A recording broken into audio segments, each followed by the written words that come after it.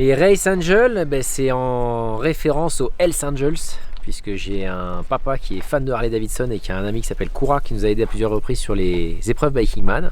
Les Hells Angels, c'est bien connu dans l'univers des motos, puisque c'est devenu un mouvement pour protéger l'univers des motards. Et j'ai fait un jeu de mots en fait avec le mot course, Race Angels, pour ces gens qui sont censés veiller sur les participants, leur bien-être et s'assurer que tout le monde est en sécurité. Ah bah ça, ce sont des personnes qui nous suivent sur les courses, donc des bénévoles donc, qui viennent nous aider. Ça, c'est vraiment c'est la famille, quoi. C'est les Race Angels, quoi. C'est vraiment la famille des anges. C'est des gens qu'on rencontre au fil des années, soit sur les épreuves d'anciens participants qui viennent nous rejoindre parce qu'ils ont aimé l'ambiance, l'atmosphère, ce qui se passe sur les événements. C'est quand même quelque chose d'assez fort, hein. C'est vraiment chargé, hein, les événements. De voir tous ces novices, ces gens ordinaires qui viennent faire un truc extraordinaire et qui vont se prendre un shoot, quoi. Parce que physiquement c'est éprouvant. À côté de ça, ils vont découvrir des choses impressionnantes et ils vont aller au bout d'eux, ils vont se découvrir, l'essentiel. Ouais. Les Race Angels, c'est la magie de l'événement, c'est-à-dire que ça permet de créer cet univers qui donne un sens à ce que font les personnes qui participent au Biking Man. La mission principale du Race Angel, c'est le filet de sécurité, gérer le stress, les situations de stress avec brio et pas se laisser surprendre comme pourraient se faire surprendre des volontaires qui n'ont pas l'habitude de ce type de stress, parce que c'est quand même assez difficile à gérer au quotidien.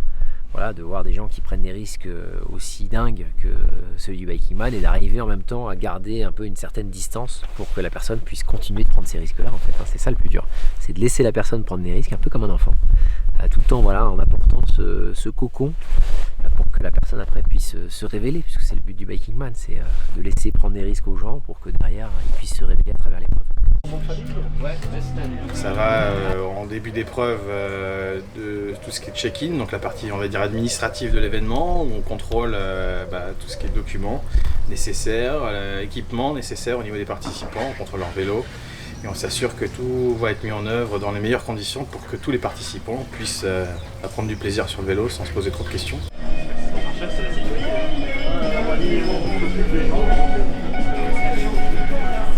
Aujourd'hui, je m'occupe de la partie enregistrement, donc je reçois tous les participants un par un, je valide leurs documents, voir s'ils sont en règle, je leur donne un numéro de dossard et puis après la suite ce que derrière, c'est-à-dire qu'on va leur donner des vides.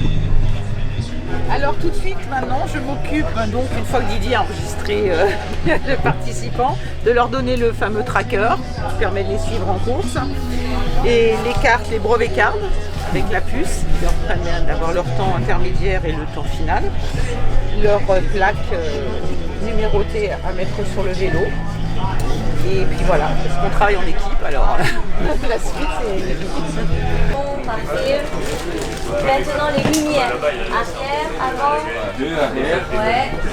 Alors aujourd'hui j'étais au check-in pour voir si tous les athlètes avaient la liste obligatoire pour qu'ils soient prêts sans qu'ils puissent avoir de surprises pour eux pour avoir le bon matériel. Toute la liste elle est essentielle parce que c'est vraiment les points les plus importants, indispensables. Ça passe par le tracker, les piles, toutes les recharges pour pas tomber en panne et puis surtout tout ce qui est vêtements chauds, couverture de survie pour pouvoir survivre en cas de climat qui change d'un coup et puis en fatigue, avoir tout ce qu'il faut sur soi, le nécessaire. On va prendre un peu.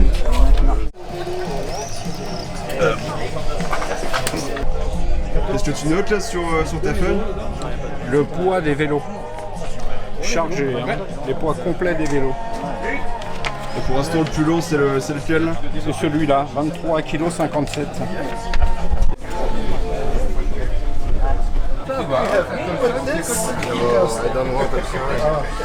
Because I lost all. It goes out, but I can't. There's no more pressure. I can't mount. Like this. Est-ce qu'un Biking Man, du coup, sans couvre-feu, ça change beaucoup de choses ou pas? Pour nous, c'est des contraintes supplémentaires, effectivement, puisque par définition, on va devoir suivre des gens qui ne vont pas nécessairement s'arrêter, avec des plages horaires variées d'un participant à l'autre, et sur un format, par définition, quasiment non-stop pour l'organisation aussi, puisqu'il y a toujours un coureur en déplacement. à suivre et à surveiller pour être certain que dans le meilleur des cas, il ne se passe pas de problème pour eux. Non, je pense que c'est vraiment une des singularités du Biking Man. C'est clairement d'avoir cette notion de challenge XXL avec un filet de sécurité et avec des gens qui se préoccupent quelque part du bien-être des participants avec les Race Angels. Ça, c'est une singularité du Biking Man et j'espère pouvoir la faire durer le plus longtemps possible. C'est très compliqué d'arriver à rassembler des volontaires. Mais dès lors qu'ils ont compris les valeurs que je souhaite partager sur cette épreuve sportive, naturellement, en fait, il y a une famille qui est en train de se créer autour de ça et des gens qui partagent les mêmes valeurs qui font qu'au final, ça crée un événement génial. Je pense que c'est une des particularités de ça, quoi. Je pense pas me tromper, il y a très très peu d'événements d'ultracyclisme, mais même globalement très très peu d'événements qui arrivent à créer cet univers, voilà, un peu de famille et de communauté. Il y a une semaine de préparation entre la Corse, où on était donc il y a 2 semaines, et le début de la course du France. Là, c'était assez intense, on a des déménagements, la préparation. Avec le Covid, tout est un petit peu regroupé, recentré sur une période assez courte. Et du coup, c'est assez intense au niveau boulot, ouais. Au niveau préparation. Ouais. Tout se fait au dernier moment. Ouais, avec 7 événements pendant l'année, oui, ça devient un job à plein temps. On a pas mal de choses à gérer pour l'organisation de ces 7 courses. Plus les contextes sanitaires qui nous a rajouté du travail avec des replanifications et des gestions compliquées de transfert, enfin tout ce qui est lié et dérivé de ces contraintes. Donc effectivement, c'est du boulot au final. Effectivement, j'ai plus de domicile fixe depuis que je bosse avec Excel, depuis 2015. J'ai plus d'attache physique quelque part, oui. C'est une forme de liberté en fait. Donc je vis toute l'année avec un sac à dos, un ordinateur portable et ça va très bien. Donc ça me permet de bouger quand j'ai envie, où j'ai envie, en permanence, quoi, et de ne pas avoir à me charger de toutes ces choses matérielles qui effectivement sont lourdes à transporter et à gérer. Donc c'est facile, quoi. C'est pas une envie, c'est un choix de vie, ouais. Ça serait pas un peu l'image du Biking Man, de l'esprit Biking Man? Ça se greffe bien en tout cas, oui. Je sais pas si c'est l'esprit, mais oui, c'est ça, oui, absolument, c'est l'esprit à la base, oui. Le déplacement en permanence. Ouais.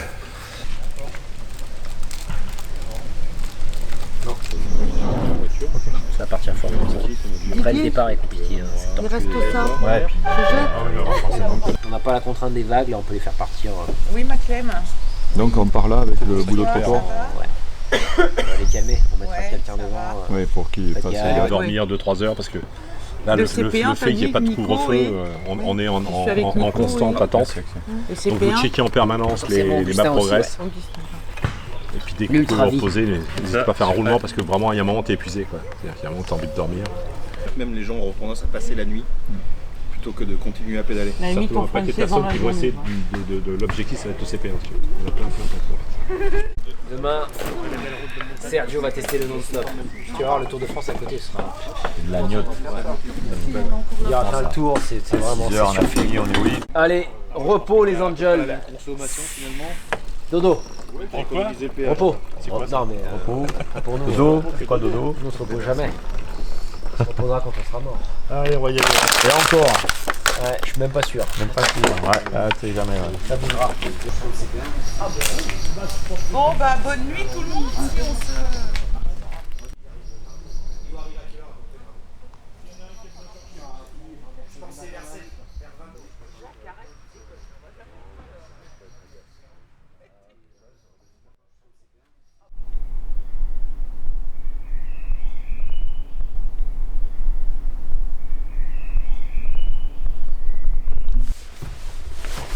Serge, il est quelle heure là? Il est tôt. Il est 5h moins 20. Et là on part où là? On part sur le départ. On part sur le départ. Il y a mes collègues qui sont déjà arrivés là-bas au fond. Bon, à tout à l'heure. Biking Man. Serge Guérin, 59 ans, motard sur le pilote moto sur le Tour de France depuis 19 ans. J'ai fait le Dakar aussi pendant 15 ans. Je bossais sur le Dakar, je faisais les reconnaissances du parcours, l'ouverture de la course. Je pars après le Tour, je pars au JO au Japon. Et tu vas t'occuper de quoi au JO? Je suis motorégulateur sur les courses cyclistes. Je serai moto 1. Voilà, et sur le Biking Man depuis, sera mon 3e Biking Man cette année, sur le Biking Man France.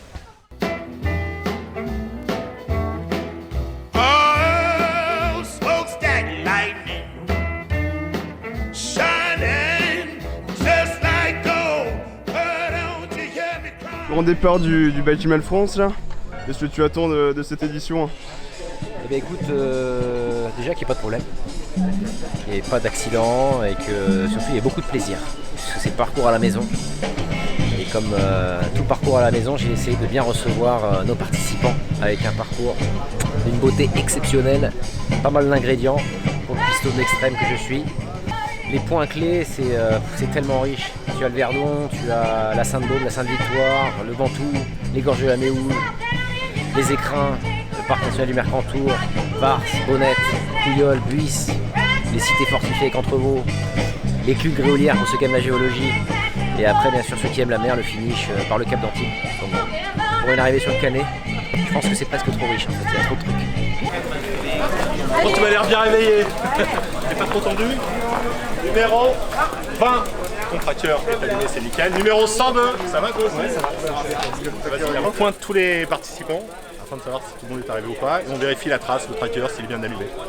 Pas de problème sur la route. Hop là, numéro 43. Bon, c'est bonne route. Merci. Tu veux Genève quand tu arrives à la Genève, non, tu sais là. Donc on est clairement sur, je pense, un des plus difficiles, c'est clair. Notamment par rapport à la topographie qui est quand même très très différente entre l'est du parcours, l'ouest. Bref, clairement, c'est à la maison donc je ne pouvais pas faire quelque chose de facile. Et en plus, plus de couvre-feu. Plus de couvre-feu, donc mode non-stop. Je pense que ça va en surprendre plus d'un parce qu'il y en a plein qui sont plus habitués à pédaler de nuit. Donc on va avoir à la fois beaucoup de vigilance pour nous les Angels, mais également beaucoup d'adrénaline pour les participants, ça va être sympa.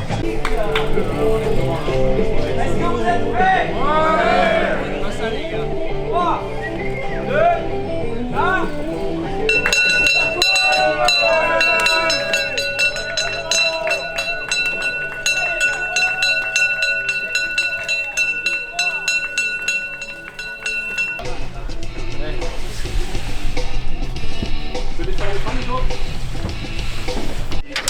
Et aussitôt les coureurs partis, vous déménagez déjà tout?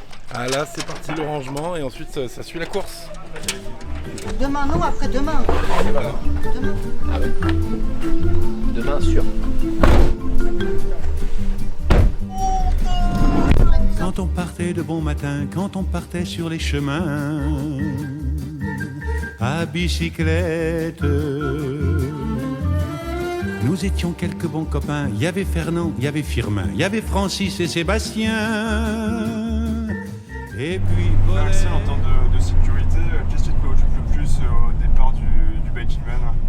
Bah, c'est que concrètement tous les pilotes, que les athlètes puissent se séparer le plus rapidement possible. Ça c'est le premier point. Donc c'est pour ça qu'il y a toujours une belle ascension dans les 20-30 premiers kilomètres. Là en l'occurrence c'est les Préalpes d'Azur. Il y a 1000 mètres de dénivelé sur les 20 premiers kilomètres. Ça permet de séparer les coureurs, ça permet de s'assurer également que vraiment le peloton, même s'il n'y en a pas entre la tête et la queue, se disloque bien pour qu'après ils puissent entrer dans leur rythme. Et puis que nous on n'ait pas de soucis aussi côté véhicule orga, parce que c'est un moment où on est assez rassemblés avec les véhicules d'organisation. Il y a la bulle de course devant avec Serge en moto, nous qui récupérons notre place en tête de course et Didier qui est un tout petit peu plus bas qui va lui faire office de serre-file. On doit rappeler que déjà ils doivent rouler en solitaire le plus tôt possible et de toujours bien se tenir à droite puisqu'on est sur route ouverte, hein, on n'est pas sur des routes fermées comme au Tour de France. Là c'est des aventuriers et des aventuriers qui se lancent. Du coup voilà, rappeler les règles d'usage, du partage de la route. C'est ça, c'est le numéro 78. Numéro 78. Si tu le vois encore ensemble là, ouais. Est-ce que tu vas être sur eux avant nous là? Tu vérifies qui est ce mec là, en gris. Parce qu'il va pas être là. Qu'est-ce que tu notes là sur ta moto? Bah, la tête de course, un petit peu, pour savoir un petit peu si j'en perds pas en route. Et puis au fil des temps, au fil des heures, ça va s'étirer. J'aurai plus peut-être qu'un seul numéro, le 15 certainement. Vérifie juste ce qu'il fait quoi. Ouais, je vais demander quand même. Je vais dire, mais t'es quel numéro de dossard? Voilà. Tu vois le Marshall un peu. Là, on va faire. Mais c'est quoi ton numéro de dossard? J'arrive pas à voir. Bon, allez.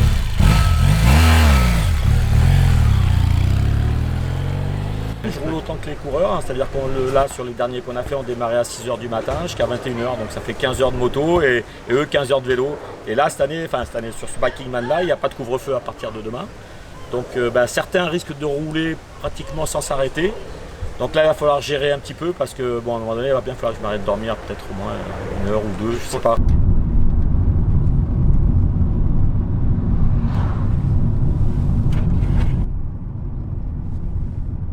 Je conduis la voiture de tête, donc avec Axel, Cédric, tout ce qui est reportage vidéo.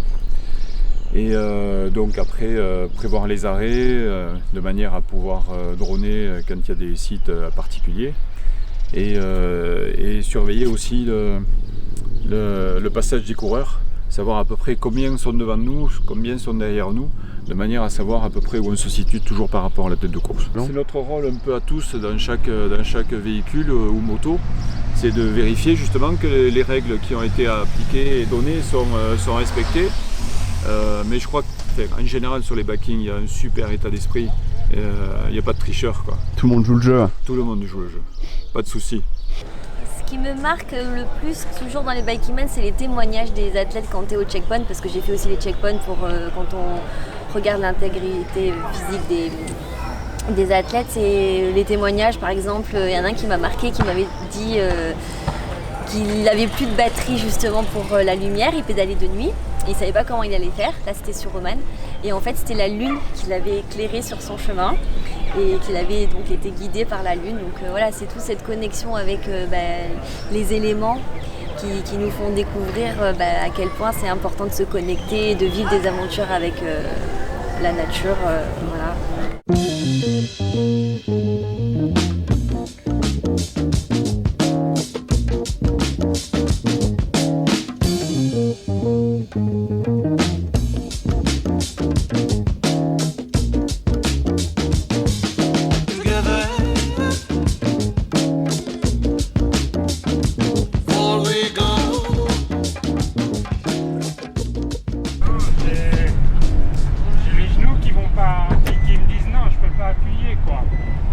Peut-être que ça va revenir. Tu crois vraiment que ça va revenir? On verra tout à l'heure. C'est long, hein? Il reste du temps, hein? D'accord, mais bon, les watts ils sont...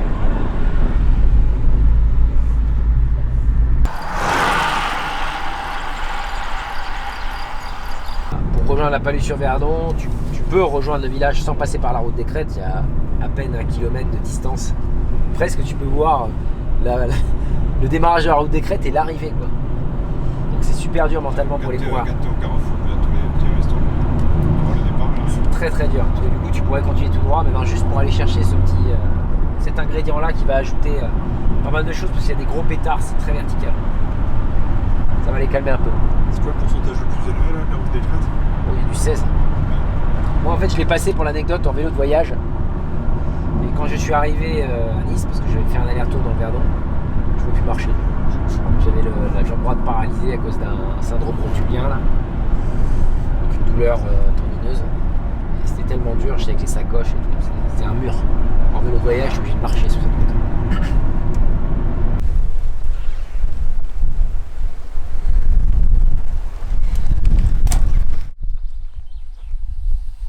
Allez, c'est bien ça, Pascal. Et après, par contre, c'est quoi ce glitch là? Comment est-ce que tu fais pour la récupérer la D8? Faut que tu retraverses le Verdon là. On arrive à Riez de toute façon? Ouais. On arrive par où là, Frédéric? Ça va être celle-là? Ouais. Je vais arriver comme ça là. Alors, ça. Ah, super, j'ai bossé 4 heures pour gagner 1 minute et je la perds là. Nickel. Par contre, du coup, on va la renvoyer là-bas. Tu traverses le Verdon et tu récupères la D8. Ouais. Ça roule? Vraiment. Allez.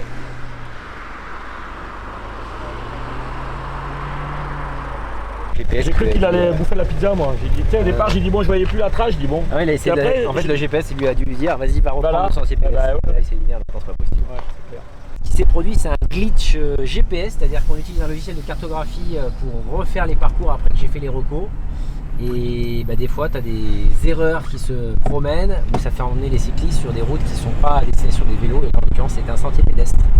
Donc effectivement, pour organiser un Bikingman, en général, ce qu'on fait, c'est qu'on détermine d'abord une trace qui va nous servir de base de travail. Donc ça peut être avec des échanges avec des vétérans, souvent, qui veulent nous faire partager la découverte de leur région et qui donc vont nous suggérer des itinéraires qu'on va mettre bout à bout pour établir une trace qui sera le point de départ, la fondation d'un futur Biking Man. Là, en l'occurrence, j'ai envoyé une correction à l'ensemble des participants via le groupe des athlètes. En faisant une cartographie. WhatsApp, ouais, c'est ça. Un groupe WhatsApp commun pour leur proposer de. À droite, hein. Ouais. Pour leur proposer l'alternative de route qu'ils doivent suivre pour éviter qu'ils se retrouvent sur un sentier pédestre.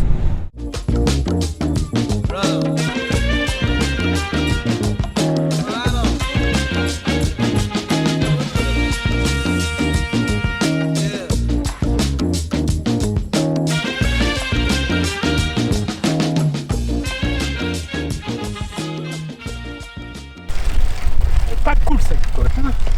Le mur de l'enfer. Je sais pas qui c'est qui a eu l'idée de la mettre, mais c'est lui là-haut. C'est Monsieur Carion.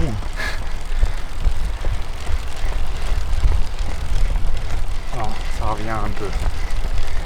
Bon là Jean-Marc, ça fait 30 minutes qu'on est arrêté. Hein. C'est trop. Que fait-on hein? Là, que fait-on? C'est-à-dire qu'on a déjà la tête de course, on va dire, deux coureurs qui se sont un petit peu échappés, mais avec le vent qui commence à se lever, la nuit qui va arriver, quelle va être la stratégie de chacun, on ne sait pas. Puis essayer de comprendre un peu quelle va être leur stratégie de nuit, qui va être automatiquement, qui va impacter la nôtre. Ils ont le droit de rouler 24-24, donc s'ils roulent 24-24, on va rouler 24-24, ce qui permettra de faire aussi des interviews, des images de nuit. Ça peut être très sympa. Moi, je suis cramé, je suis démoli. Je suis démoli parce qu'il y a 2 semaines, on était au Biking Man Corse, où c'est un défi très exigeant également quand tu fais partie du staff. Je suis rentré à Paris, j'ai enchaîné avec une semaine de travail chez France 24, puisque je suis aussi journaliste en même temps. Et là, on est reparti à l'ancienne, en mode non-stop, 24-24. Pas de couvre-feu. Pas de couvre-feu, pas de pause. Pour les premiers, en tout cas, il n'y aura pas de pause, donc on va les suivre. Et donc là, on sait que pendant 48 heures, quasiment, il n'y aura pas de sommeil.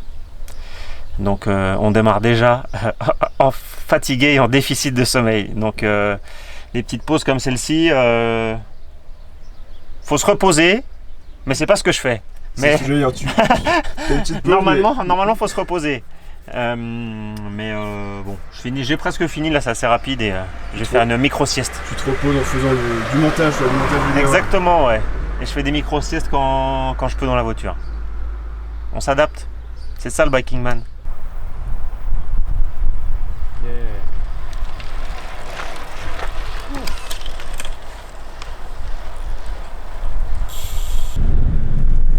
Ça va papa? Ouais, ça commence à aller bien là. Enfin, ça fait un petit moment que ça va un peu mieux. Toujours mal au genou, mais ouais, pas grand chose que je puisse faire. C'est un entraînement pour le X que tu es en train de faire, on est d'accord? Ouais. Du coup, j'ai changé d'objectif. Ouais, c'est très bien, franchement, très bien. Continue après, ton entraînement, tu seras prêt au X. Oui. On sera avec les roulettes. Je te parlerai du Hora.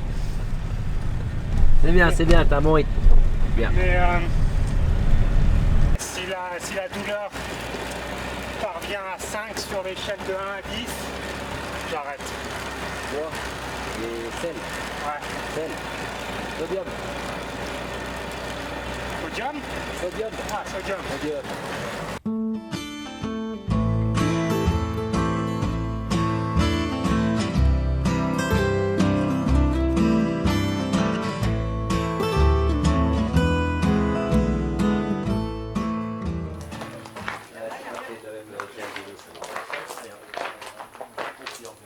La difficulté à chaque fois de ce genre d'exercice, c'est qu'il n'y a pas qu'un seul objectif. Ah. Il y en a, c'est à suivre la tête de course, être au milieu du peloton, le serre-fil, mettre en place la ligne d'arrivée. Et je dois en oublier un. Donc c'est là où on voit que ces objectifs avec les équipes en place sont quelques-uns réalistes et d'autres. Bah, c'est-à-dire que là, on est, comme on dit, on est en flux tendu, quoi. Et voilà, les premiers. Oui, il y a un peu. Que d'autres vous analysez, les amis? Mais les analyses, c'est la complexité pour. Quel que soit le sens où on le prend. Si il y a une fenêtre d'arrivée mercredi dans la nuit entre 2h et 4h du matin, pour faire l'âge. Qui est à la finish? Quelle équipe se retrouve à la finish pour mettre en place remettre et filmer. Ouais. Ou photographe. Comment ça va? Bah ça va, mais la fatigue se fait sentir. Je crois que je vais aller faire une petite micro-pause. Parce que là, la journée était longue. Debout 4 h ce matin. Il est quelle heure?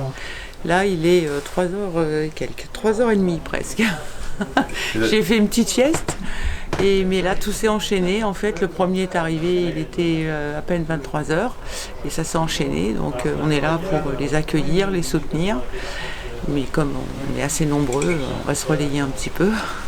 Le job, c'est de voir que tout se passe bien dans l'ensemble. Et puis de les checker à l'arrivée. De pointer leur carte. Donc vous avez un petit boîtier. J'ai le petit boîtier, voilà, une petite, pour scanner leur carte qui indique le temps de passage. Oui. Viens là mon gars. Tranquille.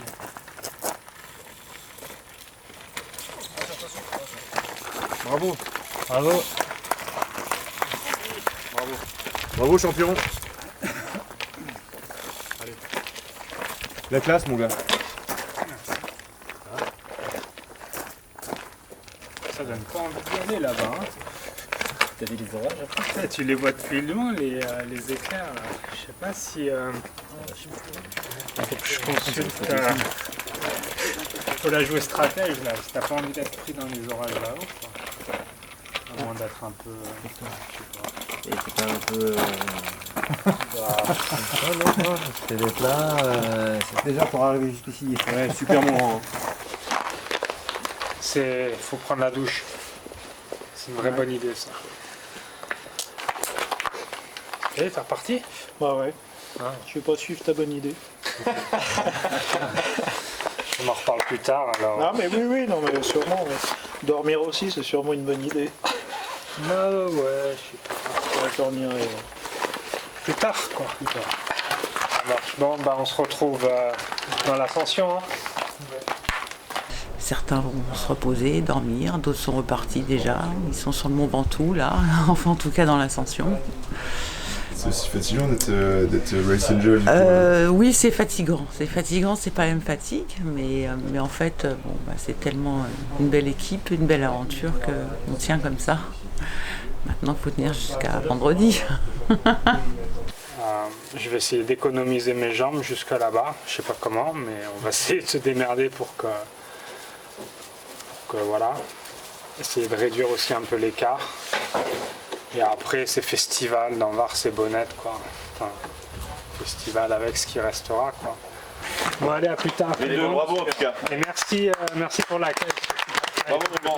Allez, Rachou. Allez, courage, fais-toi plaisir.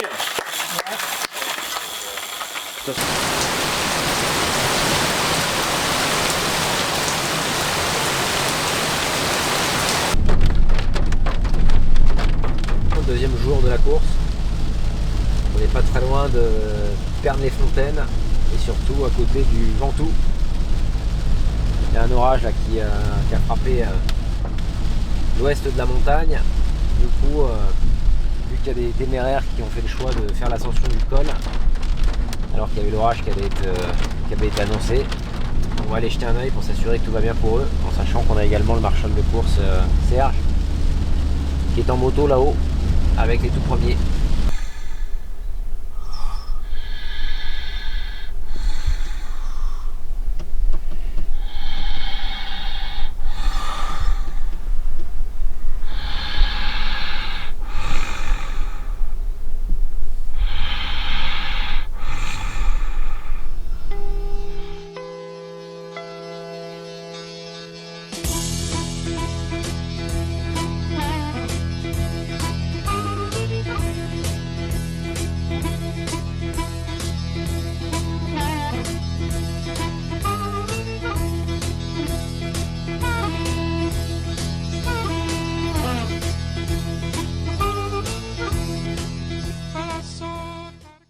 Ouais, on est en haut là, ça va.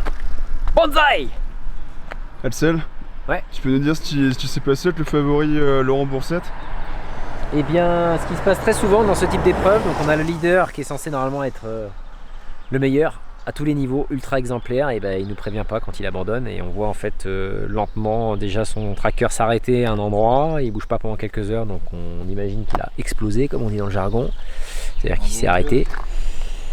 Et puis après lentement on le voit naviguer en dehors de la trace le lendemain matin, ce qui veut dire qu'il nous dit gentiment qu'il est en train d'abandonner puisqu'il sort de la trace. En théorie, le coureur doit déjà prévenir ses proches et prévenir bien sûr l'organisation de sa décision d'abandonner pour qu'on puisse après désactiver le tracker de la course. Et là j'ai appelé à la fois ses proches et en tant que directeur de course j'aurais été au courant, mais pour l'instant on n'est pas encore au courant. Donc Laurent, la prochaine fois si tu regardes cette vidéo, tu nous envoies un message plutôt que de t'en aller plein est en quittant le parcours sans nous le dire.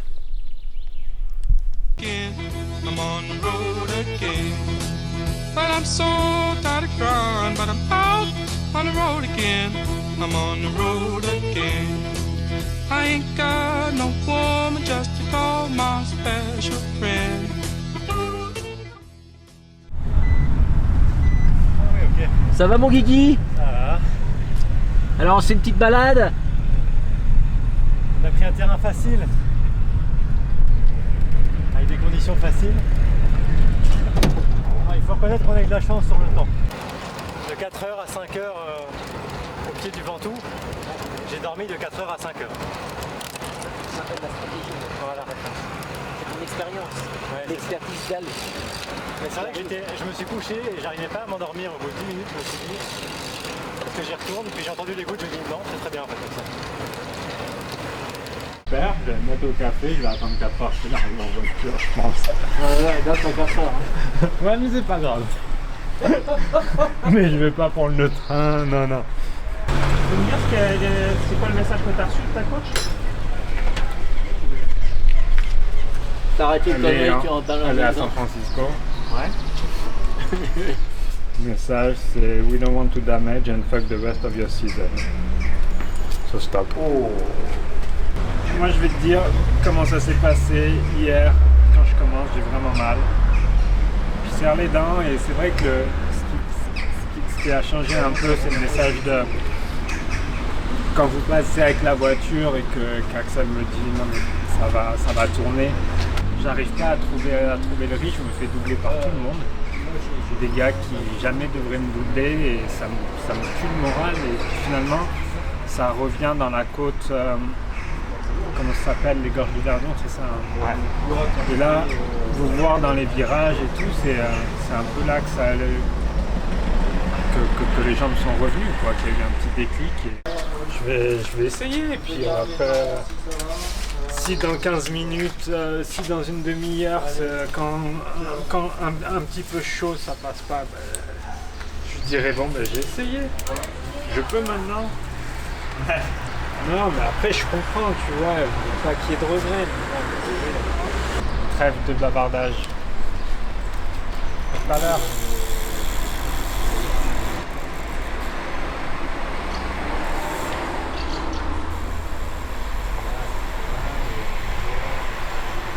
L'esprit du Biking Man, clairement, le fait d'avoir des gens qui se préoccupent de votre bien-être et cette notion de Race Angels au quotidien, ça permet d'avoir effectivement un lien qui se fait, qui n'est pas juste le lien d'un organisateur vis-à-vis d'un participant ou d'un participant vis-à-vis d'une organisation sportive, c'est plus un lien entre des humains, des gens qui se souviennent d'expériences traumatisantes, physiquement, mentalement, mais pour le meilleur, c'est-à-dire qu'après cette expérience traumatisante, ça crée des liens qui sont extrêmement forts et qui ne disparaissent pas à la fin d'une finish line, comme ça peut être le cas d'une course à pied ou d'un triathlon.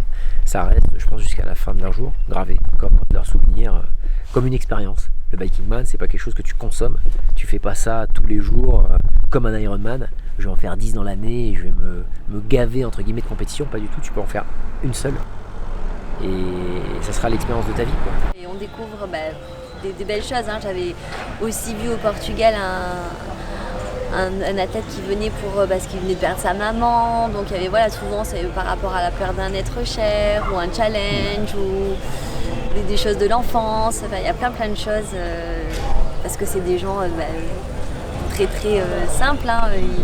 C'est pas des professionnels, hein. C'est des gens qui ont un travail et qui s'entraînent en parallèle, donc c'est très intéressant. Donc à un moment, tu finis vite par apprendre à te libérer de toutes ces choses qui servent absolument à rien en fait. Tu prends un minimum, c'est-à-dire que toute l'année je vis avec 3 t-shirts, un sur moi, un qui sèche en permanence que je lave, et un propre quoi. Ça fait une rotation comme ça. Pareil pour les slips et les chaussettes. C'est la première pause Ravito, Jean-Marc? Non, c'est la seconde. D'abord, la première, c'était café, croissant, viennoiserie, après une nuit passée en haut du Ventoux, sous la pluie et dans le brouillard.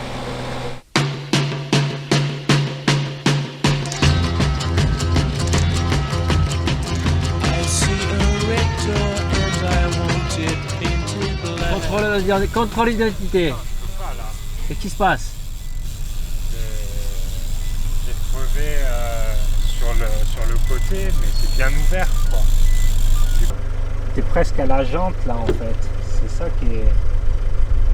Ouais, c'est pété jusqu'ici quoi. Ouais, c'est chaud. Voilà.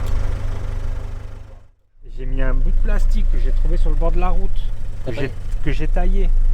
C'est pas assez solide, je peux pas continuer. Je peux pas rouler en descente. Statut, c'est terminé, mauvaise crevaison.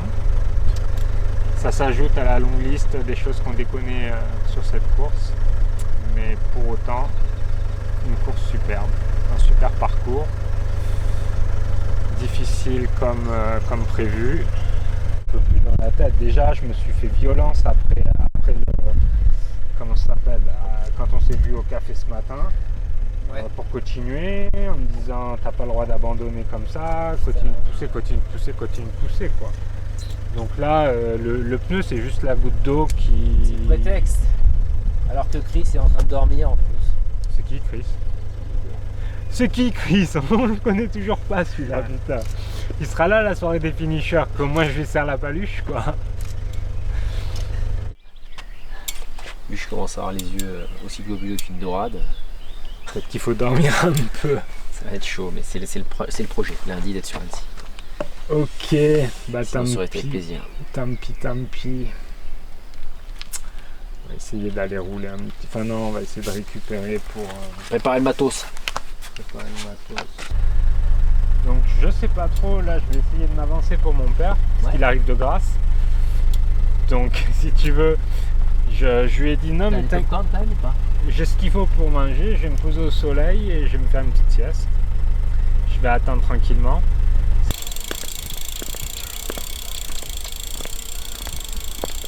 Where the road is dark and the seed is sown, where the gun is cocked as the bullets cold. Bien, nous nous situons dans l'ascension du col de la Bonnette. Le plus haut d'Europe et on est en train d'essayer de rattraper la tête de la course pour leur passer devant et aller monter le village de course et préparer la finish line pour les premiers arrivants qui devraient arriver au Canet en début de matinée. Donc on est en train de se faire un plaisir de gourmet de l'organisation, gravir le col de la Bonnette de nuit, il est 1h36 du mat, on a la pleine lune avec nous et il y a que les lapins qui nous accompagnent. Il nous reste combien de kilomètres à la tête de la course? Là il leur reste 170 bornes, 180 et surtout quelques surprises avec quelques pétards, notamment le col du Buis qui est une des ascensions les plus difficiles des Alpes-Maritimes.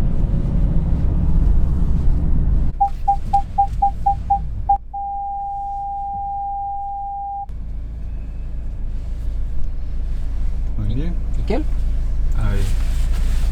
Le temps est d'arriver. De quoi? Le temps est d'arriver. Oh, bravo! Aïe aïe aïe aïe aïe aïe aïe aïe aïe.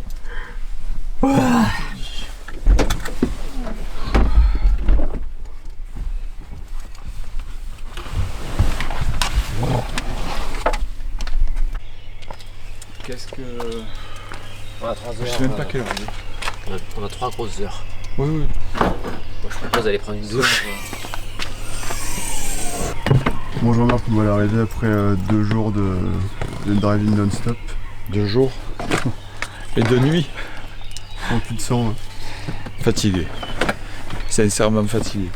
Donc là je pense qu'une bonne douche Peut-être un petit déj si on a le temps et puis après on continue parce que... C'est quoi la suite après? La suite, mise en place de la ligne d'arrivée parce qu'il paraît qu'il y a un concurrent qui bat tous les records, qui a été presque plus vite que nous et qui nous a obligés à rentrer très tôt ici pour tout installer et l'accueillir.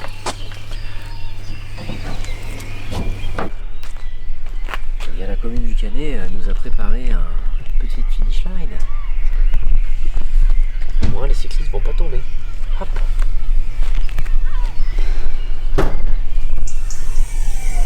Très bonne nouvelle.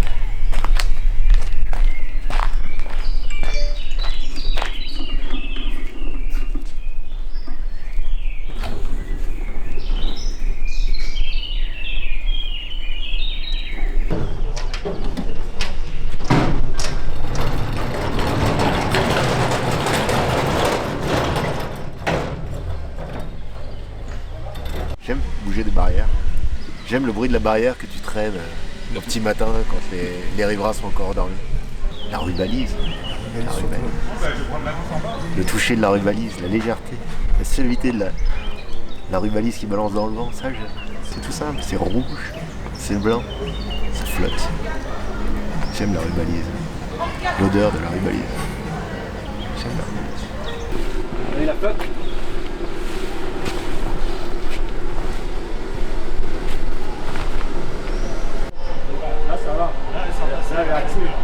J'étais au checkpoint 1, du coup, premier checkpoint, juste au pied du Ventoux. Et on a commencé à les accueillir à partir de la première nuit. Du coup, à partir de 23h, ils ont commencé à arriver. Et puis c'était ouvert pendant un jour et demi. La première nuit, c'était du compliqué avec les intempéries. Alors on sentait une espèce d'excitation, il se passait un truc. Et là quand on voyait les coureurs qui débarquaient, qui avaient pris le jus vraiment, il y en a un qui arrive et qui dit j'ai pris le déluge, et ça avait l'air d'être vrai, et tu le sentais quoi. Moi ça me rappelait les souvenirs aussi.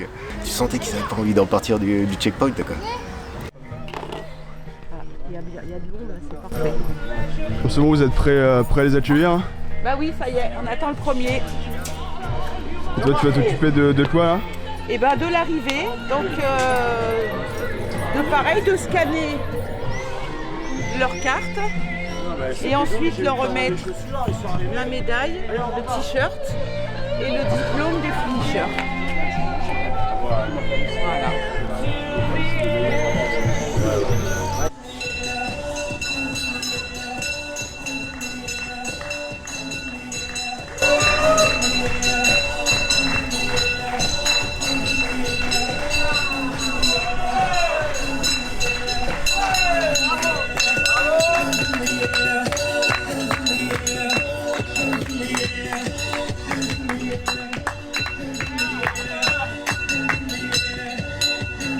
Bravo mon gars.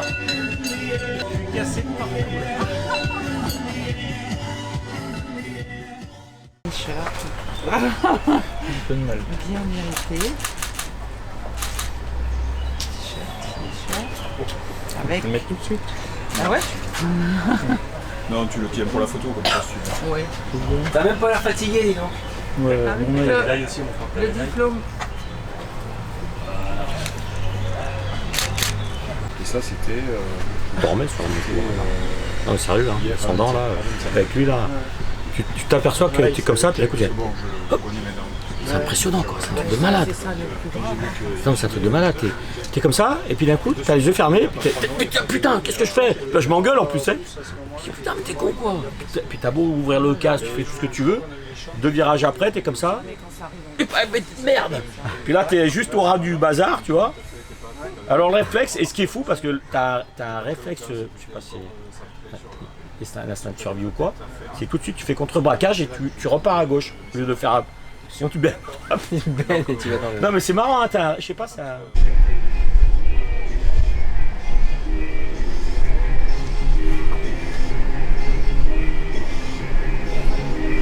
Quand tu es vétéran, tu sens le truc que le coureur mentionne, le truc qu'il a dans la tête quoi, depuis des bornes et des bornes. et qui court comme ça. Et souvent en vélo, quand il y a un truc qui va pas, ça te travaille. C'est pas forcément ce que tu dis en premier quand tu arrives au checkpoint. Tu le mentionnes et peut-être quand t'es en vétéran, tu sens un peu plus que c'est le truc qui compte. Quoi. Comment il y a Il m'a même pas fait la cloche, rien. T'es arrivé trop tard. Faut arrêter de glander sur la route. Hein. À une certaine heure. Ouais, le seul coup, vous avez bougé tout le village. Et pour s'adapter, hein, c'est la magie de l'ultracyclisme, la magie du biking man. Faut toujours s'habituer. On a eu 50 km/h de rafale, marche Red Bull qui s'envole, les tentes. Et pour la sécurité de tout le monde, on a changé en mode dégradé pour pouvoir limiter les risques du vent. Et aujourd'hui, le vent se calme, donc on prépare le tapis rouge comme à Cannes, sauf qu'on est au Canet.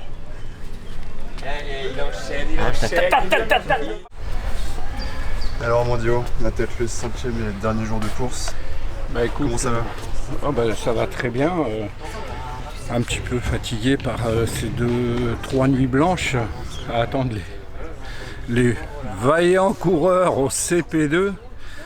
Et puis on est revenu dans la nuit sur la ligne de départ pour préparer l'arrivée des prochains coureurs. Un petit peu fatigué, mais tout va bien, je vous rassure, on est tous en pleine forme. Je suis cramé. Ça va très bien, mentalement, on approche de la fin. Classe. Physiquement, je suis épuisé. Alors, c'est l'épuisement, pas encore total, mais pas loin. Il y a toujours aussi peu de sommeil, les nuits sont toujours aussi courtes, quoi. Dans l'événementiel, c'est ça, tu es tout le temps sur le qui-vive, tout le temps dans l'urgence. Là, c'est le cas, donc ça me va bien. C'est quelque chose que je maîtrise bien.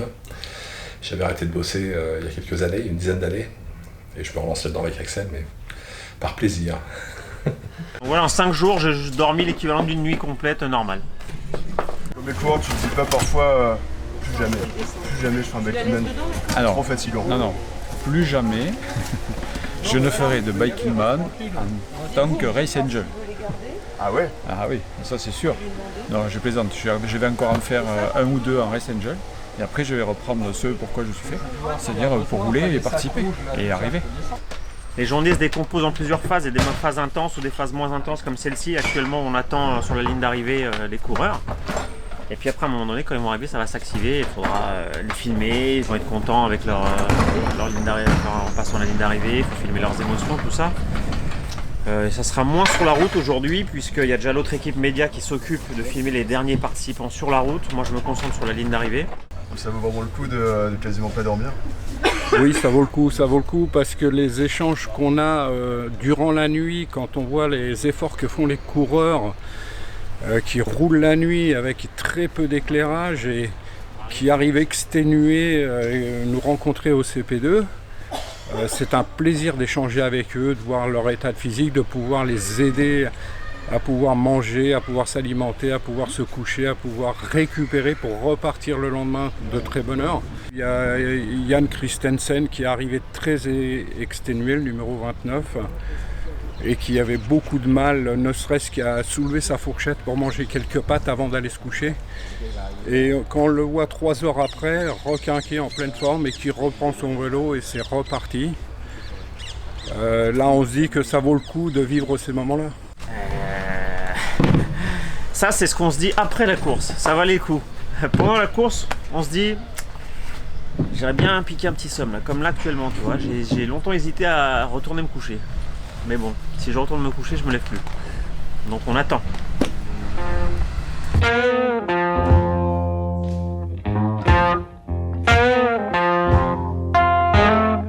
Qu'est-ce qui pourrait bien se passer? Je te trouve muette. Hier, on était contents qu'ils arrivent pas. Hein. Quand il y avait les temps et l'arc qui s'envolaient, c'était tranquille sur la route. Qui est content? Mais attends, ils ont fait une vraie chorégraphie, hein. Qui est content? Well, now one run at midnight, the other one running just... Un peu plus, mais quand tu commences à voir les premiers ballons... C'est ok. Yepa!